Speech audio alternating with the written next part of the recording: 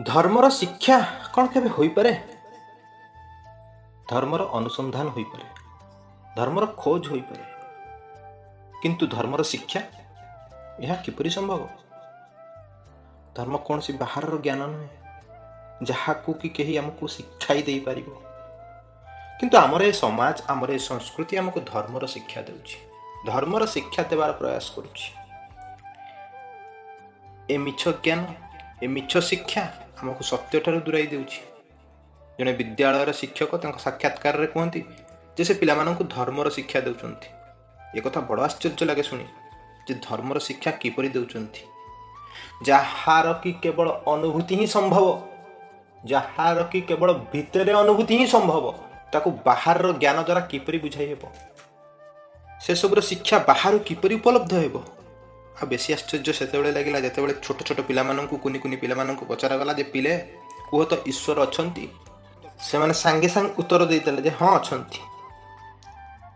ତ ଏ ଉତ୍ତର ଶୁଣି ବଡ଼ ଆଶ୍ଚର୍ଯ୍ୟ ଲାଗେ। ଛୋଟ ଛୋଟ ପିଲା କିପରି ଜାଣିଲେ ଈଶ୍ୱର ଅଛନ୍ତି କି ଈଶ୍ୱର ନାହାନ୍ତି? ସାଙ୍ଗେ ସାଙ୍ଗେ ଉତ୍ତର ଦେଇଦେଲେ ବିନା ସଂକୋଚରେ, ବିନା ଭାବି, କିଛି ଚିନ୍ତା ନ କରି ହଁ ଅଛନ୍ତି। କେବେ ଦେଖିଥିଲେ କି ସେ ଈଶ୍ୱରଙ୍କୁ? କେବେ ଅନୁଭୂତି ହୋଇଥିଲା କି ତାଙ୍କର ଈଶ୍ୱରଙ୍କର ଅନୁଭୂତି କେବେ ସେ କରିଥିଲେ? କିନ୍ତୁ ଉତ୍ତର ମାଲୁମ ଅଛି, ହଁ ଅଛନ୍ତି। ତାପରେ ସେହି ପିଲାମାନଙ୍କୁ ପଚରାଗଲା ଯଦି ଅଛନ୍ତି ତାହେଲେ କେଉଁଠାରେ ଅଛନ୍ତି କୁହ ତ? ସାଙ୍ଗେ ସାଙ୍ଗେ ସେମାନେ ଉତ୍ତର ଦେଇଦେଲେ ହୃଦୟରେ ଅଛନ୍ତି, ଈଶ୍ୱର ହୃଦୟରେ ଅଛନ୍ତି। ଏକଥା ଶୁଣି ଆହୁରି ଆଶ୍ଚର୍ଯ୍ୟ ଲାଗିଲା। ହୃଦୟରେ ଅଛନ୍ତି ଏକଥା ବି ପିଲାମାନେ ଜାଣିଛନ୍ତି ଯେ ଈଶ୍ୱର ହୃଦୟରେ ଅଛନ୍ତି। ଆଉ ଯେବେ ପଚରାଗଲା ପିଲେ କୁହ ତ ଏ ହୃଦୟ କେଉଁଠାରେ ଅଛି, ତ ସେମାନେ କିଛି ନ କହିପାରି ଚୁପ୍ ରହିଲେ। ଏ ପ୍ରଶ୍ନର ଉତ୍ତର ତାଙ୍କୁ ଶିଖାଯାଇନଥିଲା।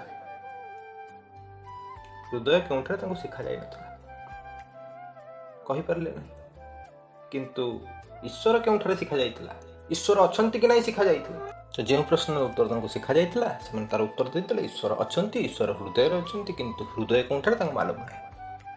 ତ ଏଇ ଯେଉଁ ଜ୍ଞାନ, ଈଶ୍ୱର ଅଛନ୍ତି କି ନାହିଁ, ଈଶ୍ୱର କେଉଁଠାରେ ଅଛନ୍ତି, ଏ ଯେଉଁ ଶିଖାଯାଇଥିବା ଜ୍ଞାନ, ଏହା ଦ୍ୱାରା ସେ ପିଲା ଧାର୍ମିକ ହୋଇପାରିବ?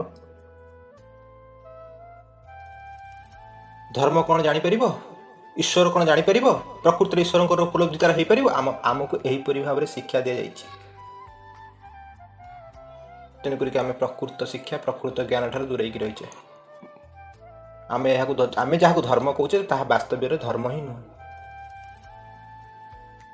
ପ୍ରକୃତ ଧର୍ମ କ'ଣ?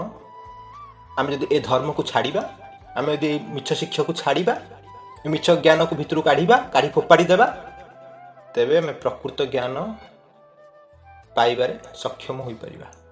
ପ୍ରକୃତ ଜ୍ଞାନର ଖୋଜ କରିବାକୁ ପଡ଼ିଥାଏ। ପ୍ରକୃତ ଜ୍ଞାନକୁ କେହି ଶିଖାଇ ପାରିବେନି। ପ୍ରକୃତ ଜ୍ଞାନକୁ କେଉଁ ବହି, କେଉଁ ପଣ୍ଡିତ, କେଉଁ ମହାତ୍ମା ଶିଖାଇ ପାରିବନି, କେଉଁ ପ୍ରବଚକ ଶିଖାଇ ପାରିବନି। ଆଉ ଯେଉଁ ଜ୍ଞାନ ଶିକ୍ଷା ଯାଇଥାଏ ତାହା ଜ୍ଞାନ ନୁହେଁ। ଜ୍ଞାନ ବାସ୍ତବରେ ଶିକ୍ଷା ଯାଇପାରିବ ନାହିଁ। ବାସ୍ତବ ଜ୍ଞାନ ଶିକ୍ଷା ହିଁ ଯାଇପାରିବ ନାହିଁ। ତୁମ ଭିତରୁ ହିଁ ସେ ଜ୍ଞାନର ଉଦୟ ହେବ। ପ୍ରକୃତ ଜ୍ଞାନ ପାଇବା ପାଇଁ ତୁମକୁ ତୁମ ଭିତରକୁ ଯିବାକୁ ପଡ଼ିବ, ତୁମ ଭିତରେ ଖୋଜିବାକୁ ପଡ଼ିବ।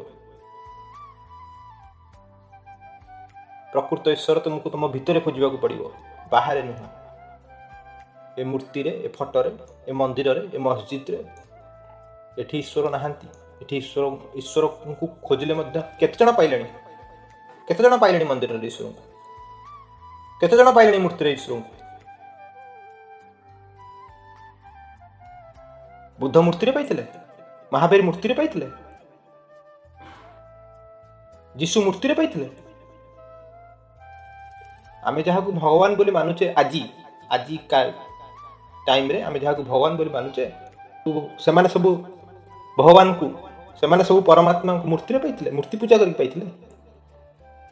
ମହାବୀର ମୂର୍ତ୍ତି ପୂଜା କରୁଥିଲେ, ବୁଦ୍ଧ ମୂର୍ତ୍ତି ପୂଜା କରୁଥିଲେ, ଯୀଶୁ ମୂର୍ତ୍ତି ପୂଜା କରୁଥିଲେ, ପୂଜା କରିକି ପାଇଛନ୍ତି ସେମାନେ। ଆମେ କ'ଣ କରୁଛେ? ଆମେ ଯେଉଁ ରାସ୍ତାରେ ଯାଉଛେ ସେ ରାସ୍ତାରେ ଈଶ୍ୱରଙ୍କୁ ପାଇବା ଅସମ୍ଭବ। କ'ଣ? ଟୋଟାଲି ଅସମ୍ଭବ ନୁହେଁ। ସେ ରାସ୍ତା ନୁହେଁ। ଆମେ ସେଇ ରାସ୍ତାରେ ଚାଲିଛେ, ଆମେ ମିଛ ରାସ୍ତାରେ ଚାଲିଛେ। ମିଛ ଜ୍ଞାନକୁ ଶିଖୁଛେ। ଜ୍ଞାନ ଶିଖାଯାଇପାରେ ନାହିଁ, ଧର୍ମ ଶିଖାଯାଇପାରେ ନାହିଁ।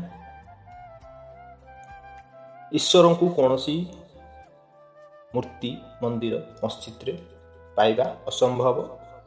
ସେଠାରେ ଈଶ୍ୱରଙ୍କୁ ପାଇବା ଅସମ୍ଭବ। ଈଶ୍ୱରଙ୍କୁ ତୁମ ଭିତରେ ହିଁ ଖୋଜ। ତୁମ ଭିତରେ ହିଁ ଖୋଜ ଈଶ୍ୱରଙ୍କୁ, ତେବେ ତୁମେ ପାଇପାରିବ।